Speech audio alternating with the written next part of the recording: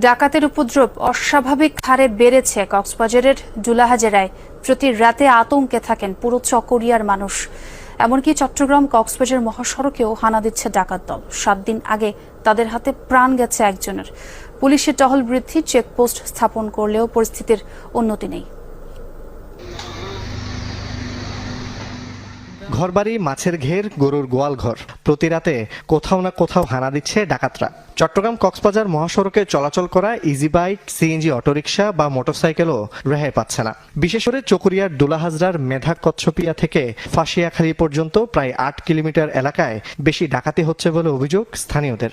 সর্বশেষ গেল বৃহস্পতিবার রাতে মহাসড়কে ডাকাতদের হাতে প্রাণ গেছে এক মোটরসাইকেল আরোহীর। হাইজ্যাক করে নিয়ে আসে, পাহাড়ে ঢুকাইয়া আটকাইয়া নিয়ে যায়, এই অবস্থা। চুরি ধরে ড্রাইভারকে নামাই দিয়ে গাড়িটা নিয়ে চলে যায়। আগে শুনছিলাম যে একটু রাত গভীর হলে হয় বা দীর্ঘ রাতে হয়, এখন তো দেখতেছি যে এটা আরো সকাল সকাল চলে আসছে, যেমন মাগরিবের নামাজের পরে। এলাকার মানুষের অভিযোগ, ডাকাতের আস্তানা সবচেয়ে বেশি দুলাহাজরা ইউনিয়নের ডোমখালি ও রিজার্ভ পাড়ায়। দিনে যেতেও ভয় পায় অনেকে।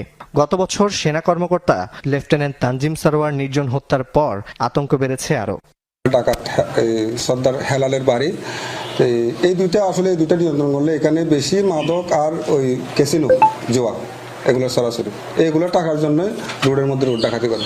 কিছু চিহ্নিত ডাকাত জামিনে বেরিয়ে এসে নতুনভাবে কিছু তরুণ যুবকদের নিয়ে আবার অপরাধী চক্র গড়ে তুলছে।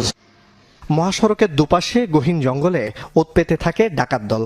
নিরাপত্তায় টহল বৃদ্ধি ও চেকপোস্ট স্থাপনের কথা জানিয়েছে পুলিশ। ডাকাত প্রবণের যে এলাকাগুলো যেখানে এই ধরনের ঘটনাগুলো বারবার সংঘটিত হচ্ছে, সেই এলাকায় যেন আমরা নিরাপদ রাখতে পারি, সে লক্ষ্যে আমরা নানামুখী পদক্ষেপ নিচ্ছি। চলতি বছর চকরিয়া থানায় এ পর্যন্ত 8টি ডাকাতি এবং 10টি দস্যুতার মামলা হলেও ঘটনা আরও বেশি ঘটছে বলে দাবি ভুক্তভোগীদের।